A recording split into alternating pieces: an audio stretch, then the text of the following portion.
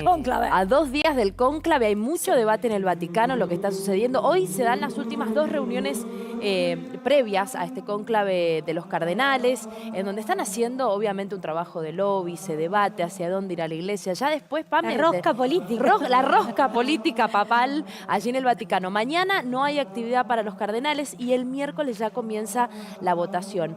Hay un panorama y un mapa de para dónde puede ir la cosa muy particular. Es la primera vez que en vez de 2 grupos, conservadores y no conservadores, son 3, porque acá tenemos el grupo moderado, el grupo progresista y el grupo conservador. Nunca se ha visto estas 3 tendencias, ¿no? Que como para explicarlo rápidamente, es aquellos que quieren seguir con las políticas del Papa Francisco, un hombre que reforma la iglesia, que avanza con modificaciones, un grupo más moderado. Que se acerca a la realidad. Bueno, que se acerca a la realidad. Por ejemplo, Francisco fue quien instaló nuevamente que aquellas personas que se divorciaban y se volvían a casar pudieran comulgar. El matrimonio gay de alguna manera lo bendijo. Bueno, tenemos después el grupo moderado, que es lo que dice, seguimos con las ideas de Francisco, pero no avanzamos tanto, no nos metemos con tanto, seguimos con lo que está instaló. Hasta ahí nomás. Y después tenemos el ala más conservadora, ¿no? El ala que dice, tenemos que volver a lo que era la Iglesia católica. De estas caras vamos a repasar esa gente 3. que acercó a Francisco se sentirían expulsadas por Y de alguna manera sí, sentirían un retroceso, ¿no? Digo, con por lo suerte que para hablar con Dios no necesitas intermediarios. con lo que hemos hablado.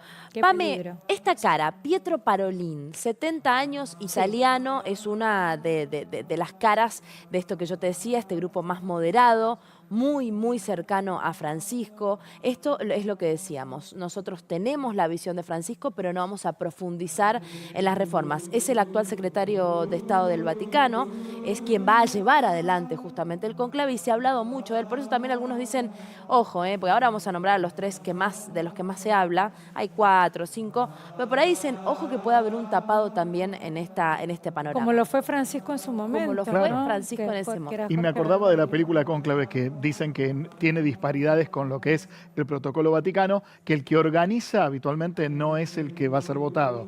Habitualmente, pero bueno. Muy bien, nos vamos, ¿les parece? Está Gustavo Recalde, periodista de América Televisión Paraguay. Exactamente, está allí en la sala de prensa, si no me equivoco, del Vaticano, en donde, claro, por ahí pasa absolutamente todo hoy. Hola Pamela, ¿cómo estás? Un saludo para todos los compañeros allí, para la teleaudiencia también. Hasta hoy el ambiente estaba tranquilo, ambiente, como ustedes bien explicaban, si bien hablan de 3 corrientes, pareciera que el debate está entre esa corriente progresista de manera moderada, alguien que continúe la línea de Francisco, pero no profundice, no avance en esas políticas, o volver a lo que acá le llaman el eurocentrismo, el cardenal europeo, un papa radical, un papa más conservador. Hasta acá no había mucha profundización en el debate hasta que alguien encendió la polémica. Sí. El cardenal Gerhard Müller, alemán él, que habló con varios medios de comunicación de la figura de Francisco, al que lo recordó con mucho cariño, porque decía él que un hermano había tenido un accidente muy feo y el Papa Francisco le escribió, se mostró muy próximo, pero hasta allí el afecto a Francisco. Lo demás que dijo fue que Francisco creó confusión en la iglesia. Sí, Gustavo, ahí él Sí. es, digamos, como uno de los representantes, Müller, uno de los cardenales representantes del ala más conservadora que repasábamos recién, que también tiene, ¿no?, un cardenal preferido, Peter Erdó, de 67 años, el húngaro. Este es como una de las personas que dicen, bueno, si es electo finalmente él, la iglesia volvería pasos atrás, ¿no?, para alguna de la sociedad, creo que para muchos. A ver, ¿quiénes serían entonces los que resuenan? Tenemos Pietro Parolin, el italiano, el otro italiano, Pame, A ver si lo moderado. tenemos en placa. Matteo Zuppi, 69 años, para muchos es el preferido, era el preferido de Francisco, muy cercano a Francisco, franciscano también de la iglesia franciscana, fue quien lo acompañó en territorio a muchos de sus viajes, quien también fue un aliado a la hora de instalar estas políticas, sobre todo con la comunidad LGTB, y es quien dicen seguiría las reformas. pero de alguna manera me parece... Las mantendría sin Sí. profundizar, tal vez. Él las profundizaría, él sí, él quiere, él es más lo que dicen bergoglianos, como se les dice ahora, pero ahí hay un debate. A mí me parece que por ese lado va a ser difícil. Después, lo que decía nuestro compañero Gustavo Recalde, Peter Erdó, que es la cara del conservadurismo, la cara de la iglesia tradicional, se opone al matrimonio gay y a comulgar a divorciados. No nos olvidemos que dentro de las congregaciones está el dicasterio de la doctrina de la fe, que es la que debe salvaguardar la moral y la ética de las antiguas escrituras y es la más conservadora, la que siempre tracciona dentro del Vaticano. Exacto. Y ahí, Gustavo, bueno, un poco lo que vos decías, estas Claro. declaraciones que dio Müller, que es del área de Peter Erdó, en donde dijo, Francisco confundió mucho a la iglesia. No, ¿no?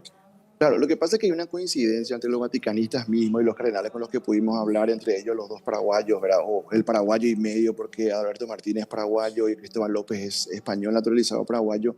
Todos dicen que la iglesia tiene todo escrito, que en verdad lo que hay una cuestión de estilo, de flexibilizar un poco las normas.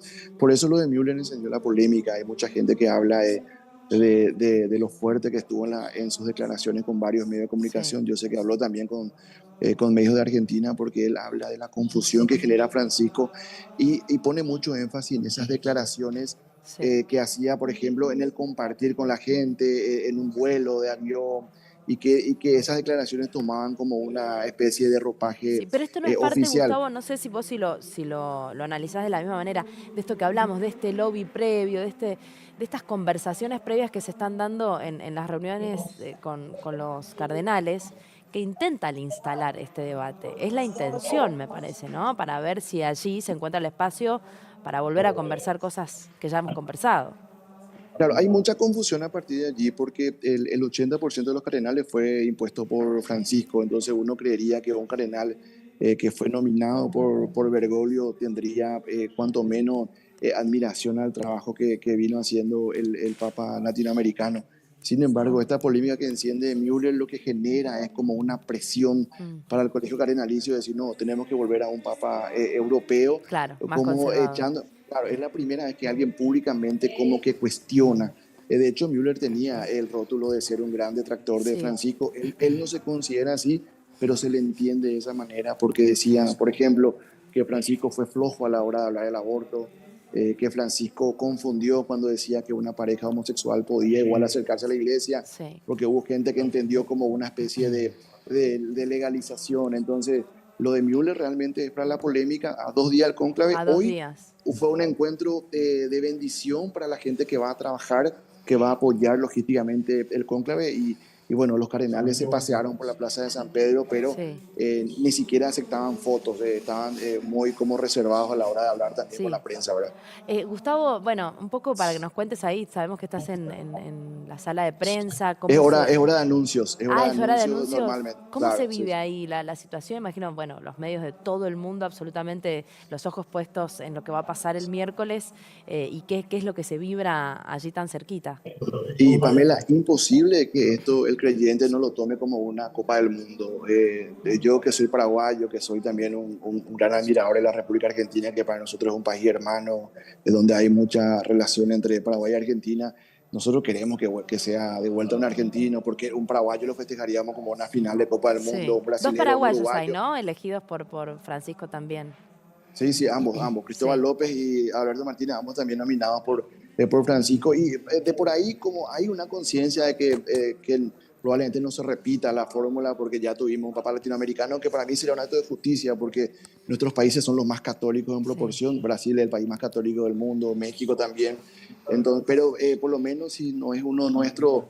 A mí me gustaría particularmente un Luis Antonio Tagle, un hombre que baila, que canta, que es empático, más allá de sus posturas, que como yo siempre insisto, está todo escrito y solamente un papa le puede poner su ímpetu, su estilo. Me parece que puede ser de vuelta un papa muy humano y sería un premio para un país que ganó millones de católicos como Filipinas, ¿verdad? Bueno, Bien, muchas gracias, Gustavo. No, y recordar, ¿no? Digo, no nos olvidemos todo lo que logró Francisco. Hoy su último deseo, el Papa móvil, es como se va a utilizar como unidad sanitaria, ¿no? Para los Sí. niños en Gaza. En la franja de Gaza donde Me parece que es él llamaba con hechos, no con todo. palabras ni promesas, hechos. Y eso es lo que hizo Francisco. Gracias, Gustavo. Sí, el Papa Francisco de hecho llamó a todas las mañanas a la parroquia de Gaza a preguntar si nos faltaba medicina, si estaban bien, que iban a comer, sin que eso sea una postura en ese conflicto, pero Por tenía supuesto, mucha preocupación por ellos. con el que más lo necesita.